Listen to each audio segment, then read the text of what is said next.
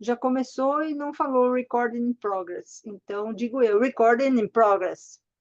A gente, hoje, quarta-feira, 18 de junho, véspera do Dia da Hóstia, Dia Nacional, né?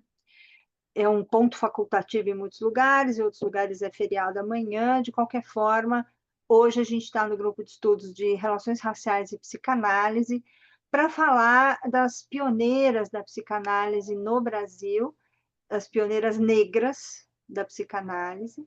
E hoje a gente vai falar especialmente sobre Maria Manhães, que é pouco conhecida e teve um trabalho fenomenal. Inclusive, eu conversei bastante com a Isildinha Batista a respeito da Maria Manhães, porque não aparecia facilmente a causa da morte da Maria Manhães. E qual não foi minha surpresa quando a Isildinha disse que ela morreu de velhice, morreu velhinha. Então, achei lindo isso, achei um fim bonito da trajetória dela. Quem aqui conhece Maria Manhães e o trabalho dela no Rio de Janeiro? Ótimo, então vai ser bom. Eu gosto quando eu trago alguma novidade para vocês. Então, a gente vai ver um pouco da biografia dela. É incrível, gente. Eu consegui praticamente todos os livros dela pela estante virtual. E assim, R$ 10, R$ 5, paguei mais de frete do que do livro. E os livros são maravilhosos, assim, de uma densidade, de uma delicadeza. É uma autora que eu fiquei apaixonada e não encontrei ainda, mas vai ser a segunda parte da enquete com a Isildinha, a descendência da Maria Manhães. Se ela deixou filho, sobrinho, porque tem uma sobrinha que cuida do patrimônio da Virgínia Bicudo, porque a Virgínia Bicudo não teve filhos. Mas não sei da Maria Manhães. Então, a gente vai começar aqui. Eu preparei uma apresentação. Vocês estão enxergando bem? Então, ela se preocupava muito em se comunicar bem. Era uma prioridade para ela. Olha que coisa mais linda. Ela fala: estamos falando da liberdade e da forma simples com que as pessoas devem ter para se comunicar. Uma coisa que a gente, sendo paulista, aprende, porque dizem que paulista é bem fechado. Verdade que é. Mas na intimidade devemos ser simples, conversar com naturalidade, discutir as coisas com as pessoas. Ainda mais sendo da mesma especialidade, o encontro deve ser amigável.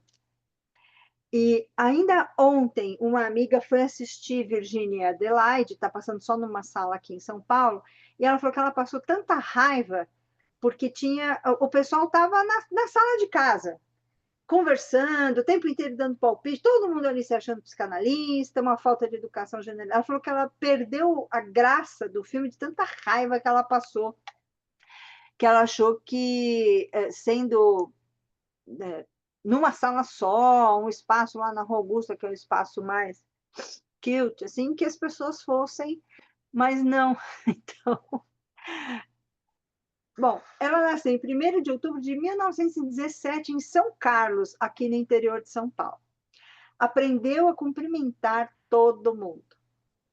Conta com orgulho que seu pai era médico do bispo, mas ela aprendeu com sua mãe a andar na rua e cumprimentar as prostitutas. Imagina em 1917, que prostituta era tratada como lixo, que ainda hoje, né, gente? Vamos combinar que não é uma cortesia, uma cordialidade conversar com os profissionais do sexo.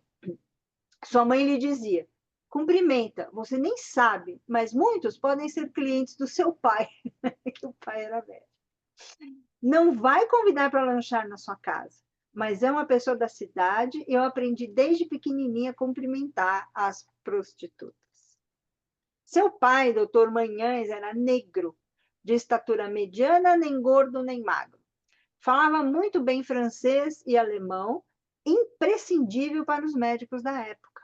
Olha isso, gente, no interior de São Paulo, São Carlos dá umas 3 horas daqui, parênteses, tem um posto lá chamado Castelo, que tem o melhor feijão do interior de São Paulo. Olhar o castelo, lembra de mim, vai comer o feijão, porque é tudo de bom. Fecha parênteses. Escrevia e discursava com muita facilidade. A mãe, Dona Caridade, olha o nome da mãe, Caridade, era mulata de pele clara, com os traços negros acentuados. Recebiam em sua casa os visitantes importantes. Então, vejam, para esse começo de século XX, era um diferencial impressionante. Veja que aqui nessa biografia usa o termo mulata ainda. Nascimento, então. A guerra ainda devastava o cenário europeu. Foi registrada no cartório como Maria, mas no batismo católico, depois do fim da guerra, lembra que o pai dela era médico do bispo. Seus pais e padrinhos tiveram uma súbita decisão. Por estar vivendo um lindo e pacífico momento em que os povos se consagravam após a bestialidade do conflito mundial, deveria ter por sobrenome da paz. Então, e assim ficou. Então, a família paterna era originária do Espírito Santo, que é um estado daqui de São Paulo, para situar os moçambicanos, de Cachoeiro do Itapemirim.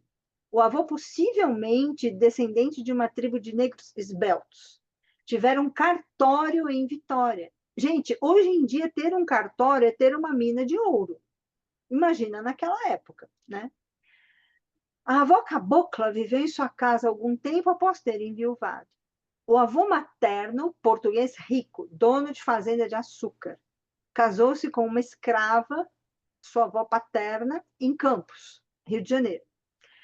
Com 10 anos, ela com 10 anos, a família vai para Catanduva, ainda interior daqui de São Paulo, onde fez o admissão. Admissão, gente, era um ano intermediário entre o que hoje seria o Fundamental 1 e o Fundamental 2. Então, tinha um ano de admissão. Eu não peguei essa etapa.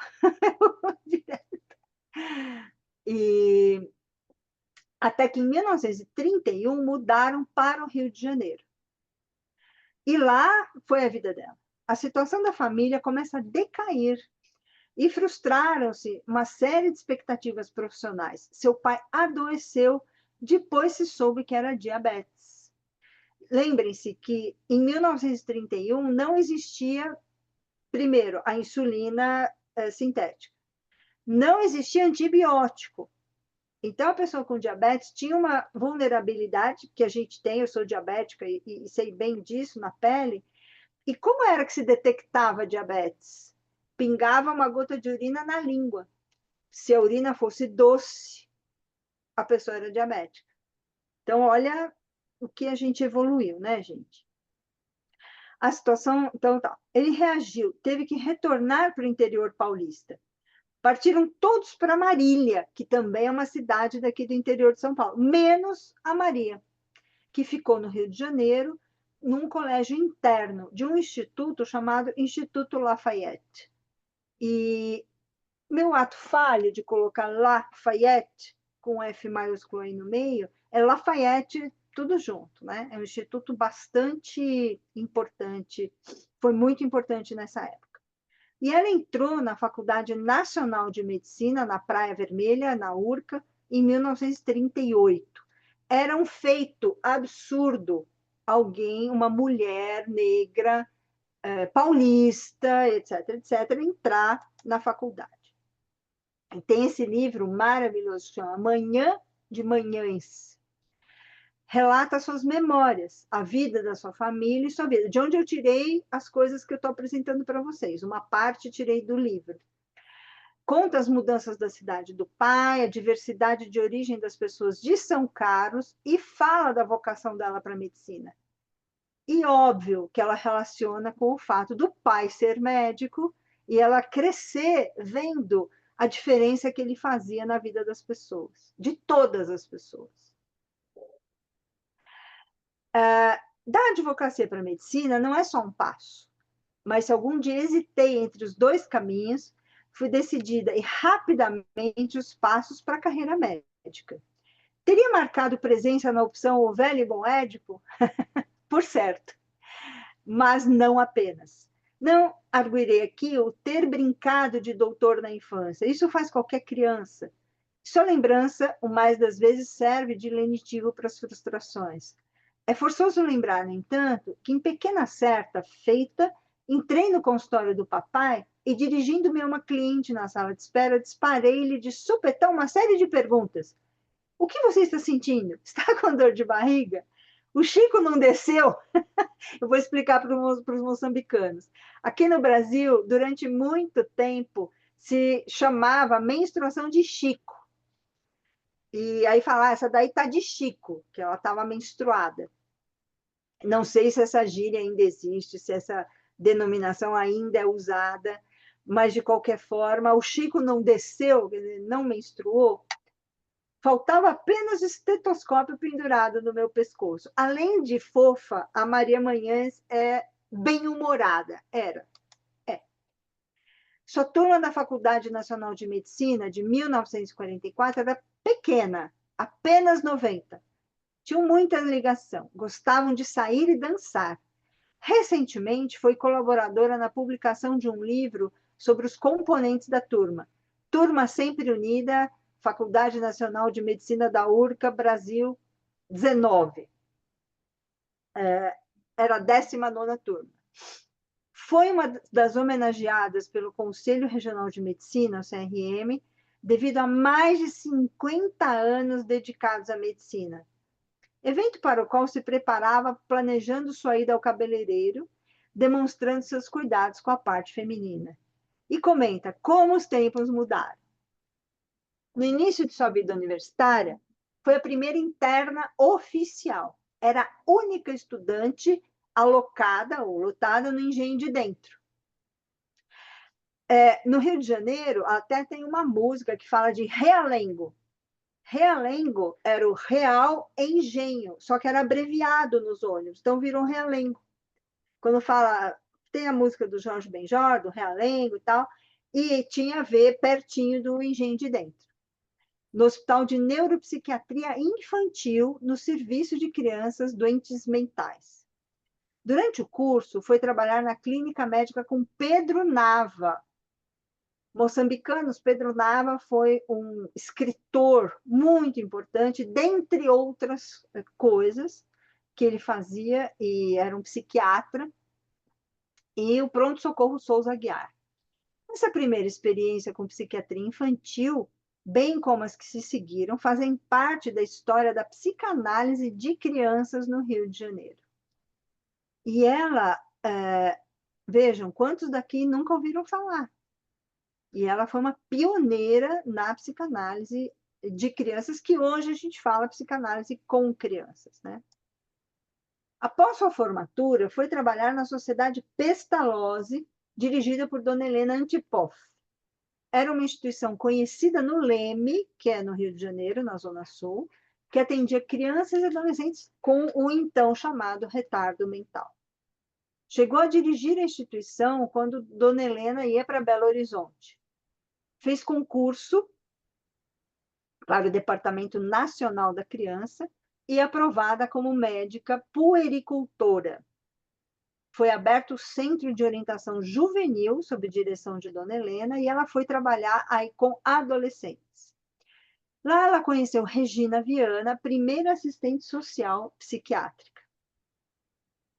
Diferente da experiência anterior com crianças psicóticas, cuja experiência foi sofrida por estar no início do curso médico, sozinha no Rio de Janeiro, e eram crianças que naquela não progrediam.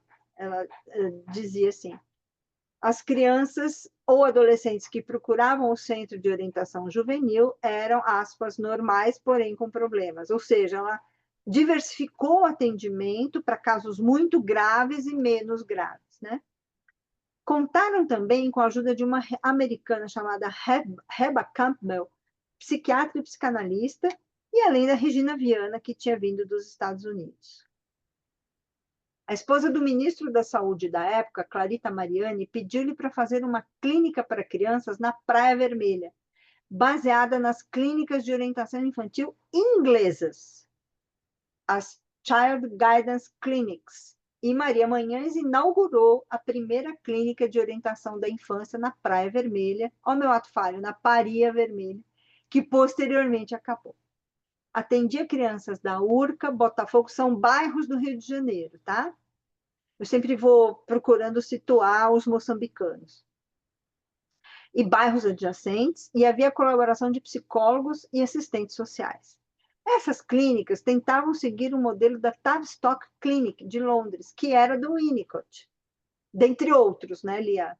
Não era só o Winnicott lá, e inclusive até hoje eles não abrem para visita, né? Você vai lá, você fica na porta, se você tiver com muito momento de ostentação, você faz uma fotinha, mas você não entra lá. O tratamento era psicoterápico, feito de uma maneira simples, aprendida pessoalmente em livros. Tinha o apoio da Reba Campbell, da Rose Alvernaz, que era portuguesa e fazia parte do serviço social. Então, vejam que para uma negra brasileira, naquela precariedade de apoio, ficar lá em Londres foi um grande feito para ela, e ela ficou. Não sei se chamava estágio, mas ela permaneceu um tempo lá. Eu Tentava, entendi outra coisa, Helena, não é que essas clínicas no Brasil seguiam o modelo da Tavistock? Não mas que ela ela foi para foi lá. para... Ela foi? Foi. Ah, Eu acho que é no próximo slide. tá. Devido a seus contatos e interesses nessa área de criança e adolescente, conseguiu uma bolsa integral do Conselho Britânico para especialização em psicoterapia infantil, indo para a Inglaterra. Inicialmente foi para Leeds, uma cidade que não lhe interessou, e por querer algo melhor, reviram seu pedido e foi para Londres por mais de um ano na Tavistock Clinic, dirigida por John Bowlby. Teoria do apego, John Bowlby visitou os melhores analistas, Anna Freud, que lhe enviou uma carta, e o Winnicott. Este foi gentilíssimo, pois estava doente. Eu achei muito curiosa essa construção. Ele foi gentil porque estava doente? Não, ele foi gentil e estava doente.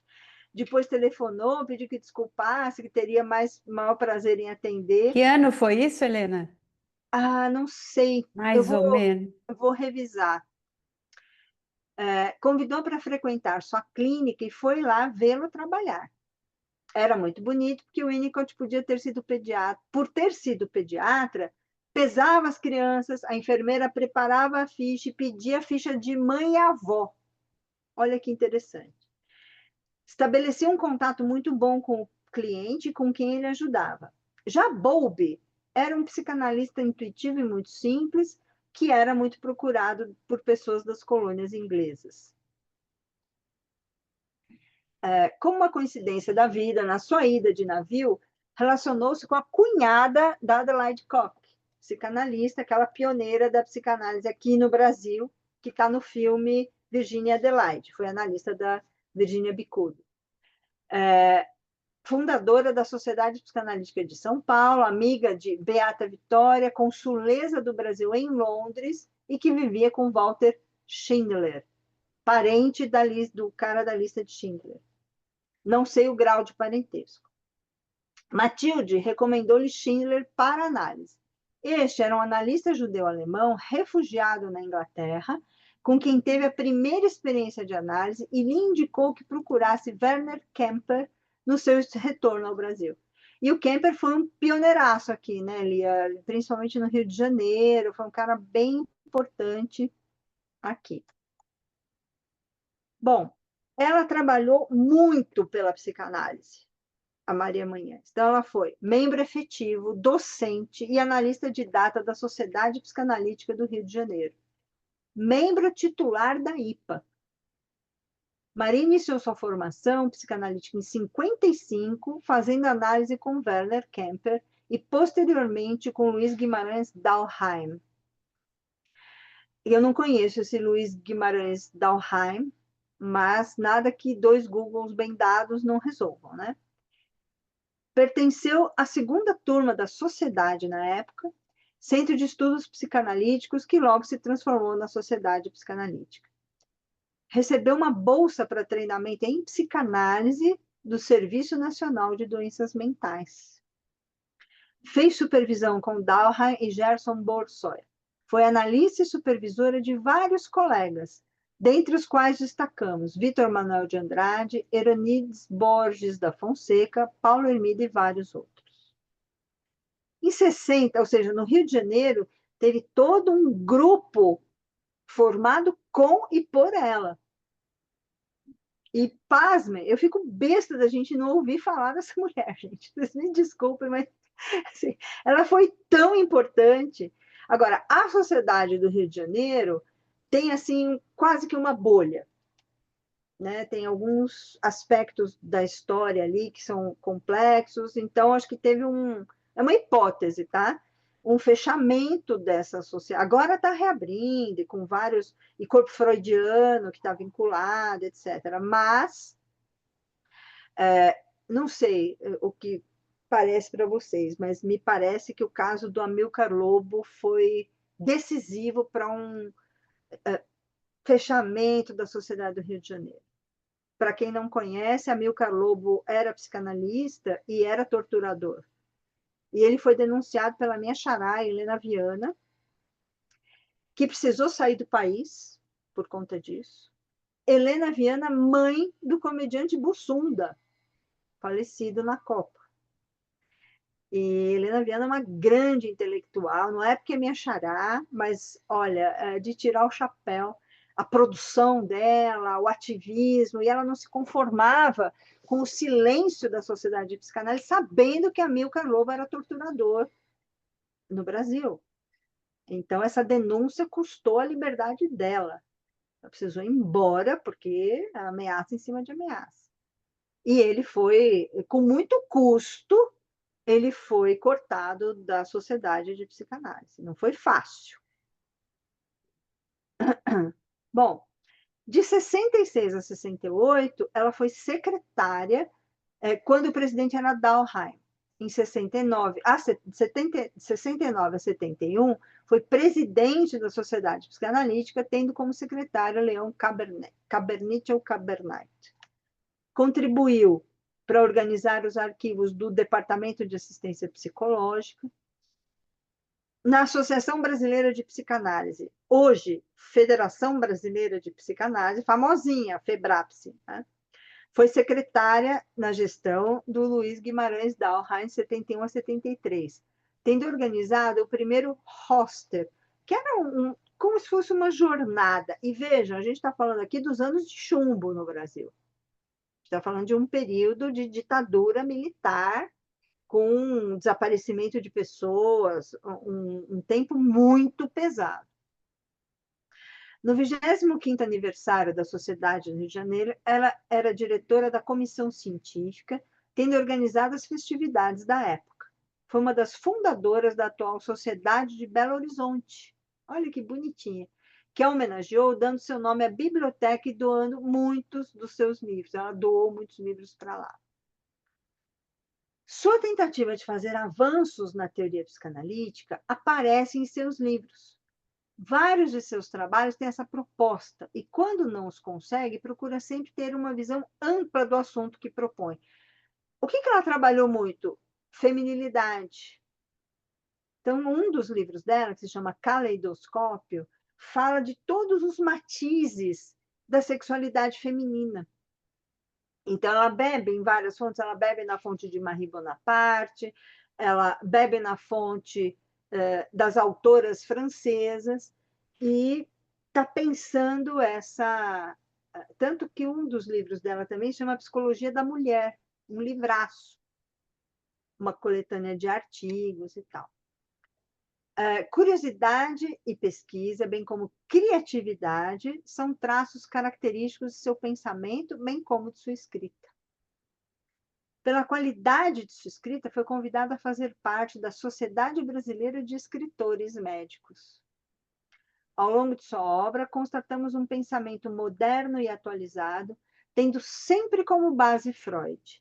Alguma influência de Melanie Klein, mas observando o pensamento de outros autores. Raramente ela fica num autor só, caprichosa nas referências, é uma delícia ler os livros dela. Manhães escreveu vários trabalhos, alguns reunidos em livros que foram publicados, contendo os artigos apresentados nos congressos. Dando um exemplo de vitalidade, de vinculação com a vida e capacidade de estar antenada com seu tempo, Em 2003, apresentou seu trabalho Envelhecimento no 19º Congresso Brasileiro de Psicanálise em Recife. Vamos fazer uma conta. Que ano que ela nasceu? Quem lembra do slide anterior?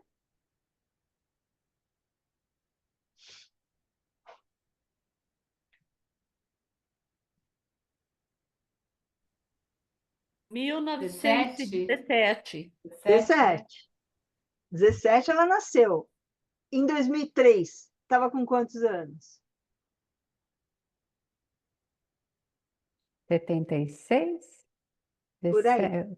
80, Nos 90. Não, 83 mais 3. 86. 86. 86 86. anos. Que loucura! E aí ela apresenta um trabalho chamado Envelhecimento. Um de seus trabalhos mais conhecidos e do qual se orgulha é o chamado Peppenton, ou A Importância do Fator Visual na Neurose Obsessiva. Olha o tema, gente. Para quem estava trabalhando também com sexualidade feminina, ela vai. Maria Manhães foi a primeira psicanalista brasileira, junto com Virgínia Bicudo, a apresentar trabalhos de psicanálise em Congresso Internacional de Psicanálise em Amsterdã, em 65. Portanto, há 60 anos. Só sei dessa conta rápida porque 65 foi o ano que eu nasci.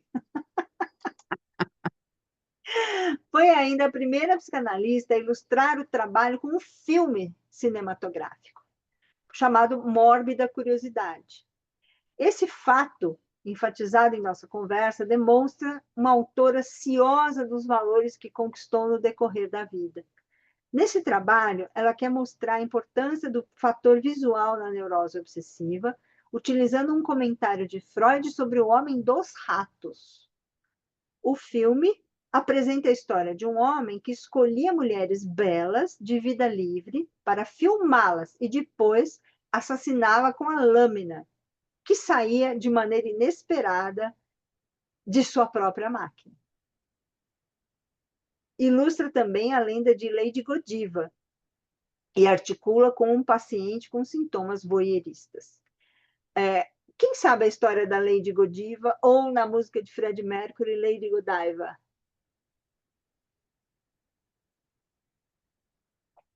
Sabem alguma coisa dessa história? Lembram? Nada? Pego mais pela base por conta dos nossos colegas moçambicanos. Quem era a Lady Godiva?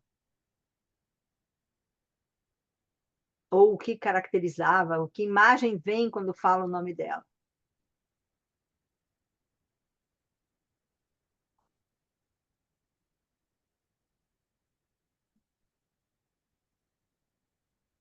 Uma mulher que cavalgava pelada e tinha um cabelo brutalmente comprido. Essa é a imagem de Lady Godiva. Então, como que ela articula essa personagem com sintomas voyeuristas? Aí. Bom,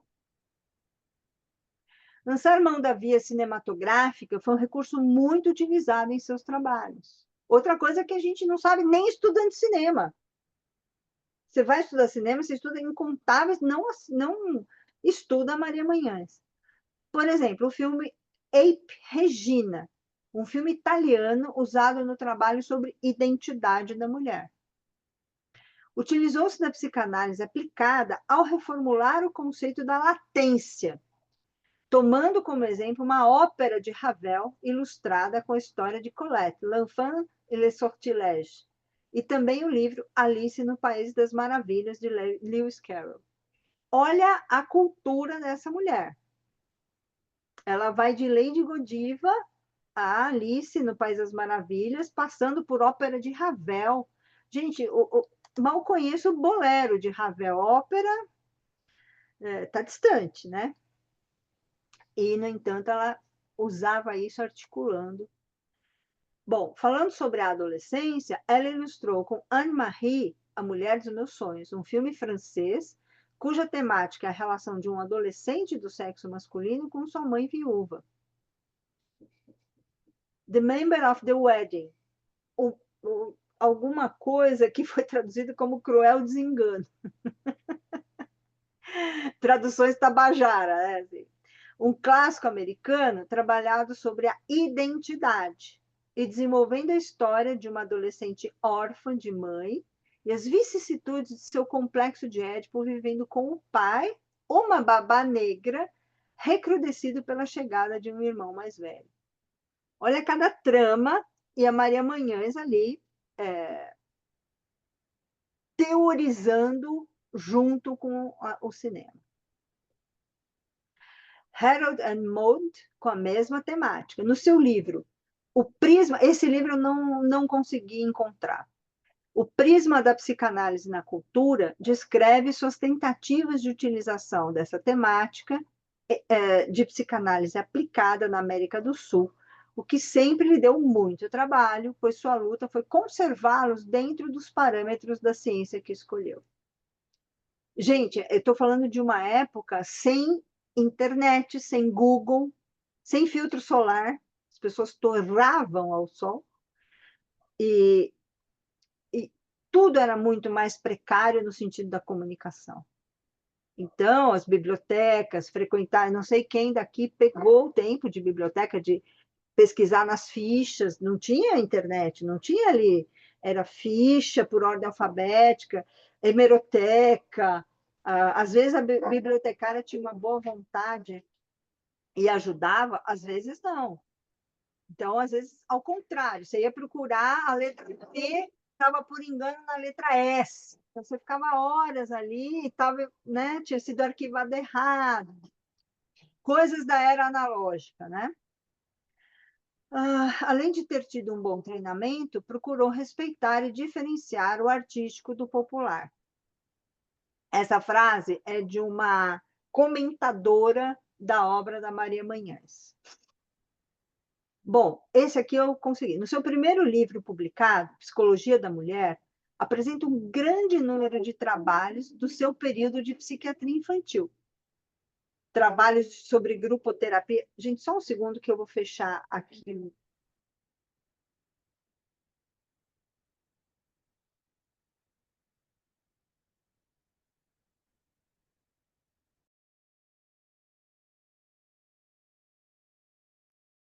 Desculpem. Grupoterapia, a época quem trabalhou com grupos no Pinel, no Hospital Pinel, no Rio de Janeiro. E outros temas, como mania, criatividade, critérios de cura, apresentados em congressos nacionais e latino-americanos. Eu não sei, porque me parece que ela foi contemporânea da Anísia da Silveira. Não sei se dialogaram, porque está ali, né? O Rio de Janeiro também não tinha tanto psiquiatra assim, Pinel era uma referência. Bom, no seu artigo, Psicologia da Mulher, dentro do livro tem esse artigo. Manhães faz uma revisão das teorias psicanalíticas da época, utilizando os conceitos atualizados e modificados por Melanie Klein, Ernst Jones e Karen Horney, que procuravam dar ao estudo da mulher uma concepção feminina. Eu não sei exatamente o que quer dizer isso nesse ponto, mas no livro significa uma mulher falando da sexualidade feminina. Ela reafirma isso o tempo todo. Eu sou mulher, estou falando de dentro, algo assim. Esses autores fazem uma revisão dos conceitos freudianos, que são vistos como falocêntricos e que foram trabalhados por Karen Horney, ou estudados à luz das contribuições de Melanie Klein, na qual Ernest Jones afirma que a mulher não seria psicologicamente um homem castrado, mas ela já havia nascido como mulher. Ernest Jones, gente, um psicanalista importante, biógrafo de Freud, etc., mas ele era o que a gente chamaria hoje de um embalista. Ele ia no embalo. Alguém que tinha uma teoria mais dele, ele pá! E quando o Freud dava um break, ele cortava. Mas aqui eu nunca li nada do Ernest Jones puro, a não ser a biografia de Freud. Então, eu não saberia dizer que aporte teórico é esse. Ela acredita ainda que o retrato que Melanie Klein faz de sua teoria sobre o desenvolvimento da mulher soa mais verdadeiro do que o de Freud. A mulher necessita de mais objetos internos e depende muito deles. Daí sua inclinação para intriga, sugestionabilidade, aliado à plasticidade. Tudo isso a serviço da maternidade. É a mãe que transmite aos filhos os padrões culturais no início da vida, tanto a menina quanto ao menino. Por isso, achava que a mulher tem que conservar também, sem prejuízo de si mesma, padrões masculinos. Aqui, eu diria assim, que é uma quase, bate na trave das funções materna e paterna do Lacan. E está defendendo um ponto de vista marcado culturalmente, não só por ser Brasil, como por ser Rio de Janeiro. Era a capital. Rio de Janeiro era a capital. São Paulo era o fazendão. E o Rio tinha esses ares de capital. Sua abordagem considera a relação com o homem, tentando uma compreensão despida de racionalizações para entender a mulher. Despida de racionalizações na perspectiva dela. E ela fala, haveria um trauma, uma ferida narcísica no início das civilizações experimentada por ambos os sexos. Eu achei muito interessante essa teoria, que ela está associando muito mais a questão do trauma e ferida narcísica do que necessariamente o que o Lacan veio depois a trabalhar como sexuação. Acho que o homem atingido por não poder procriar, a mulher porque gerando também daria nascimento ao mal. Portanto, percebe as tentativas de ambos os sexos para negar e compensar o nascimento. Pensando um pouco na... Ontem a gente teve uma palestra muito legal do Mário Eduardo Costa Pereira e do Oswaldo Giacoia, chamada O Fim como Recomeço. E eu associei na hora com essa teoria da Maria Manhães. Quer dizer, haveria uma condição de trabalhar a questão do nascimento, não só com o baba-ovo, ai, que alegria, agora vai ser o paraíso, a felicidade, mas espera aí, tem algum trauma aí. Não precisamos puxar o atorranque, mas assim, o que pode ter de traumático na mudança e não só nessa mudança de solteiro sem filho para alguém com filho, alguém casado, não casado, mas depois, quando os pais adoecem e envelhecem, em que os filhos se tornam pais ou mães dos pais. E ela, quando ela fala do envelhecer, do envelhecimento, ela aborda isso lá atrás. É um tema que a gente está lidando agora, né? O homem gerando os mitos dos nascimentos por meio de seres masculinos, Prometeu, Pigmalião, etc., e a mulher negando seus órgãos reprodutores. São possibilidades que ela aventa. Tentando sintetizar o retrato da mulher, o denominaria sorriso de Gioconda, que é a Mona Lisa, em substituição ao chamado enigma feminino, tentando objetivá-lo. A razão principal residiria em ter Gioconda passivamente deixado retratar-se, e desde então muito se tem dito e escrito, o quadro tem sido alvo das mais variadas interpretações. Como resposta, um pequeno sorriso malicioso, segundo a Maria Manhães. Eu achei uma graça essa interpretação dela. O quadro de Gioconda ilustra de maneira cabal ser a mulher um ótimo receptáculo das identificações projetivas. Porque cada um vê uma... quando você vai... O quadro é pequeno, não é um quadro tipo as meninas do Velázquez, que pega uma parede inteira. É um quadro pequeno, super protegido, 1 milhão de pessoas fazendo selfie em volta. É uma luta para ver realmente o quadro, né? E esse sorriso de Gioconda, né? Para a autora, a mulher é um ser humano diferenciado, possui características próprias e só pode ser investigada considerando-a como tal. Ela não é como o homem, mas nasceu para viver com o homem. Maria Manhães, antifeminista raiz. São seres que se completam. Então, no trabalho de 1991, sobre a identidade da mulher, apresentado no 13º Congresso de Psicanálise, Manhães reitera algumas de suas conclusões anteriores, porém sempre com novos avanços. Aí ela já afirma: a mulher é senhora da vida e da reprodução humana. Esse talvez seja um dos temores que façam com que ela, paradoxalmente, se sinta tão grande e ao mesmo tempo pequena e delicada. Ela intui ser essa também uma das razões pelas quais ela é alvo dos ataques invejosos do homem. São momentos tão importantes nos quais ela se dá conta que realmente ela não é só e não quer ficar só. Ela precisa do homem e é o seu companheiro. E ela reitera isso. Considerações sobre o conceito de latência é representativo da tentativa de avançar as teorias da época. Em 1970, a psicanálise de criança ainda caminhava para constituir o corpo teórico significativo, tanto no Brasil quanto no mundo. Havia ainda o predomínio da ideia de que esse seria um período de adormecimento, como postulado por Freud, ideia com a qual ela não concordava. Acreditava que o desenvolvimento por seu contínuo mantém operativos elementos instintivos, afetivos, fantasias e relações objetais. Acho que essa frase. Ai, desculpa. Essa frase é muito importante, né? O desenvolvimento, por seu contínuo, mantém operativos elementos instintivos, afetivos, fantasias e relações objetais. Percebi uma dificuldade dos analistas utilizarem os conhecimentos advindos da psicanálise de crianças e o rico acervo condensado nas histórias infantis e reconhecia e acreditava ainda no fato de que o interesse dos estudos e pesquisas estavam centrados nos primeiros anos de vida e na adolescência. E a infância estava à deriva. E quem para vocês foi pioneira da análise infantil, gente? Abram o microfone e contem. Quem foi pioneira na análise de crianças?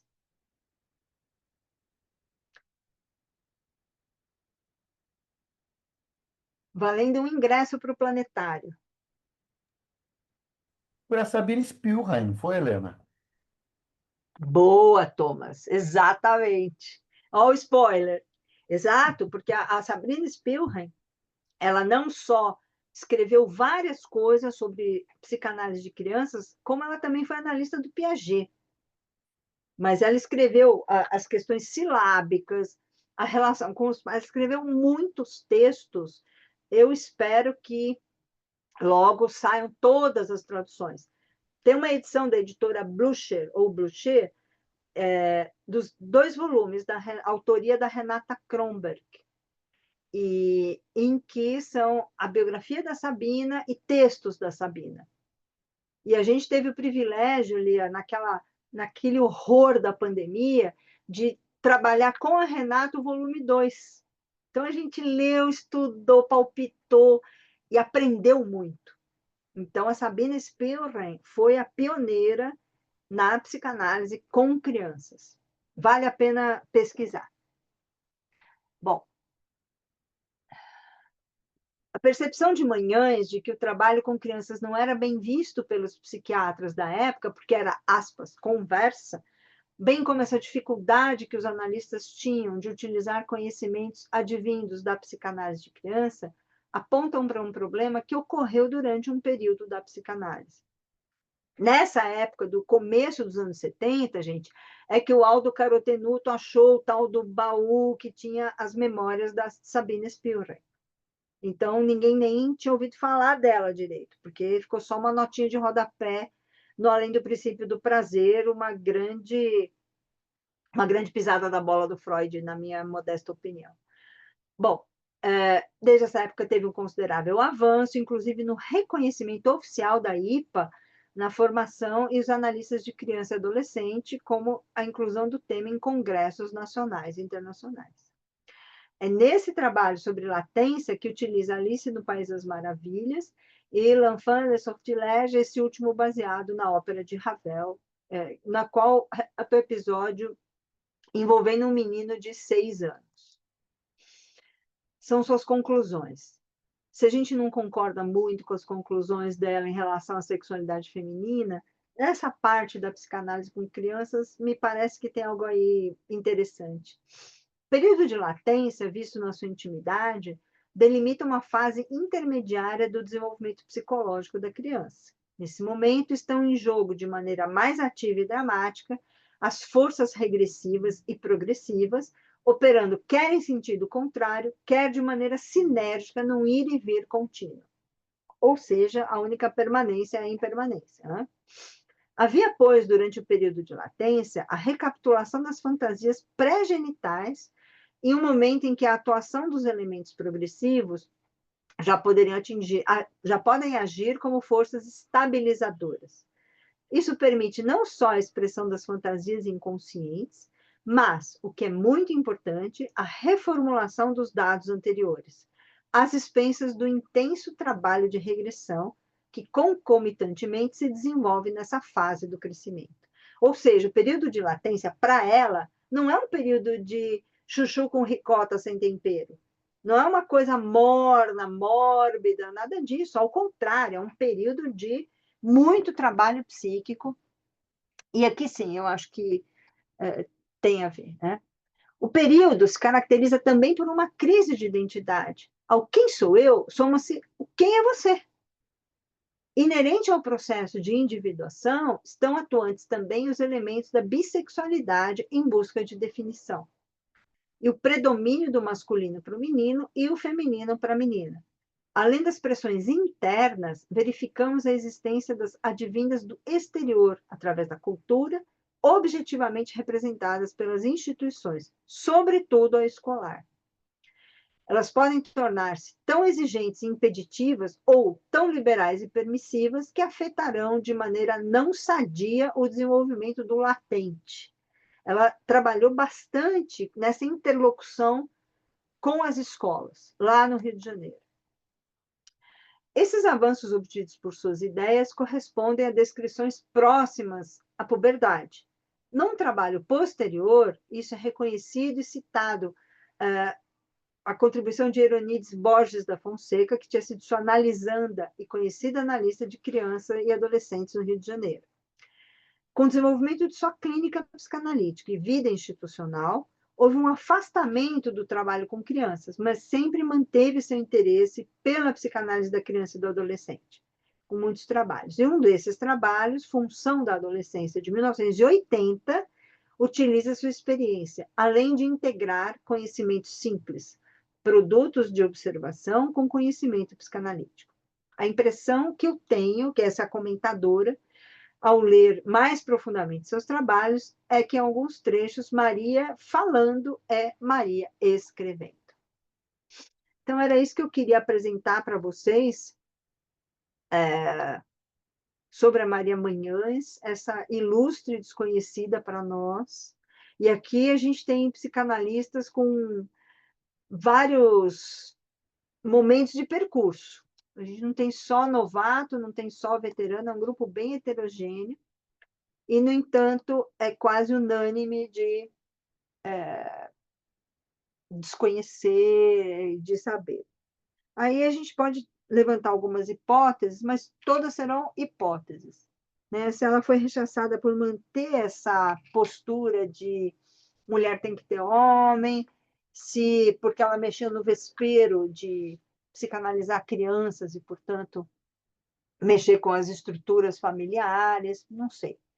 Mas eu acho que é uma obra que merece ser visitada, que merece ser conhecida e incluída nas nossas transmissões. Né? Uma autora que produziu muito, trabalhou muito, e como eu não encontrava a causa da morte dela, eu já conjecturei que teria sido suicídio, mas quem se suicidou foi a Neuza Santos Souza. Ela simplesmente morreu velhinha, como disse a Isildinha. Tudo bem, gente? Muita coisa, né? Helena, queria Oi. te contar que eu estou num processo de mestrado e eu estou às voltas com a Manhãs. Então foi muito bacana quando eu vi quando você lançou, né, o grupo, eu vi que ia ter Manhãs em junho. E eu falei, vou entrar, porque eu quero muito, porque eu também não tinha ideia de quem ela era. E eu estou fazendo uma pesquisa através da Revista Brasileira de Psicanálise, da década de 70, 80 e 90, e ela aparece nas Olha 3 só, décadas, né? Estou que com o texto legal. dela aqui, ó, na mão, estudando. E eu acho que essa questão, né, da mulher precisa de homem, eu acho que ela está muito amparada na segunda onda feminista, né, que é nessa década de 70 e tal. Mas, sem dúvida, as críticas que ela coloca a Freud, a gente não vê homens desse período na revista de psicanálise discordar de Freud. Né? Exato. Então, mulher fálica, olha como é fálica essa mulher, e ela vem e diz, por que será? Né? Ela até questiona, por que inveja do pênis e não inveja fálica?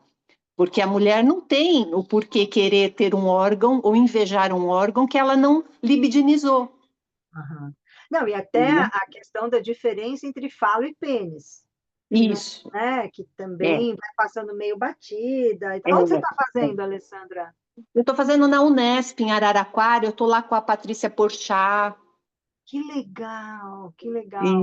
e aí Depois eu estou vou te chamar no caminhando aí. privado ali, eu vou te chamar em inbox para Tá trocar bom. umas figurinhas, porque tem várias coisas que, quando a gente pega um autor que nunca viu nada, eu já estou, desde que eu lancei a ideia desse grupo, que eu estou pesquisando, Uhum. tanto que deu É. tempo de chegar livro, de eu ler e tal, tal, tal, mas daí tirar conclusões, interpretações e tal, tem um passo muito grande, né? É, aham, aham. Mas bem bacana, bem Ah, que legal essa aula, tá me ajudando aqui.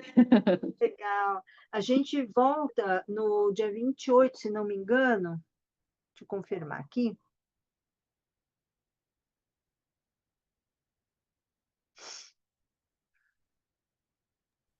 Helena, você e as pessoas, vocês não consideram que o apagamento é pela cor? Eu me Claro que sim, formei, eu me claro que sim. Por formei isso em que ela está aqui. 82. Assim, eu não entendo que tenha a ver necessariamente com os conceitos, Ah, é um porque pacote, né, Zélia? é, É um combo. sabe, olha, eu me formei em 82. Eu ouvi falar do Juliano Moreira há 3 anos. Nossa. Entendeu? E interessante, ouvi primeiro dele do que das mulheres. Eu conheci um pouquinho da Virgínia por causa de um professor Dorim que era lá da USP, mas excetuando a Virgínia, nenhuma outra profissional, e até hoje, eu acho que, inclusive, eu acho que tem tanta gente branca falando sobre o racismo, né, no número, de novo, maior do que pessoas negras. O próprio movimento negro começa a fazer exclusões temerárias, como, por exemplo, a Isildinha. Então, não dá para atribuir só a questão, né? Por isso que a gente está discutindo isso num grupo e puxando para esse lado. Eu estou, nesse semestre agora, que está terminando, eu estou fazendo um curso sobre identitarismo, que é isso, né? Quem é autorizado a falar o quê?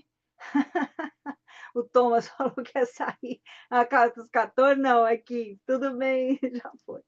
Mas essas discussões, né, Zélia, sobre esses conceitos de lugar de fala, de blá, blá, blá, para mim dão preguiça. Eu acho que a gente tem que respeitar, conhecer, mas trilhar o nosso caminho. Acho que aqui a gente estuda autores brancos, negros, a preferência, eu dei preferência na montagem desse grupo de estudos para autores pouco ou quase nada conhecidos da maioria dos psicanalistas, por cursos que eu fiz, por coisas que eu vivenciei também, morando e trabalhando na África um tempão.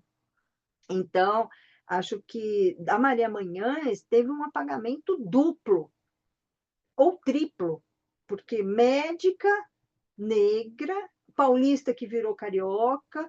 Aí a gente vai convocar a Alessandra para Não, e nos ajudar. artista, né? Oi? Artista porque fez filmes e pelo Esses... visto parece filmes muito interessantes. Nossa, eu fiquei assim, não achei, ainda não achei. Você achou, Alessandra, esses filmes? Nem sabia, você que tá me passando essa informação. Então, vamos invocar Pai Google e mandar Vamos. bala. A gente se reencontra em agosto. A ideia é trabalhar o texto do Emiliano Davi, que eu coloquei ali no chat, né? Saúde Mental e Relações Raciais, um livro quentinho, que saiu no fim do ano passado, maravilhoso. Provavelmente os capítulos 1 e 4, mas eu confirmo pelo WhatsApp. E o tempo todo a gente vai retomar Isildinha, a gente vai retomar Neuza Santos Souza, porque eu acho que elas estão mais popularizadas e conhecidas, e priorizei, tinha que fazer a escolha de Sofia, né? Priorizei a Manhãs e espero que tenham gostado. Só da Alessandra já beber nessa fonte, eu estou também muito feliz. Foi ótimo. Que bom, que bom. Gente, espero que vocês tenham um feliz dia da hóstia, um bom descanso para quem puder, e a gente se vê em agosto. Qualquer coisa, o WhatsApp está funcionando, tá? Tchau, gente. Vou parar.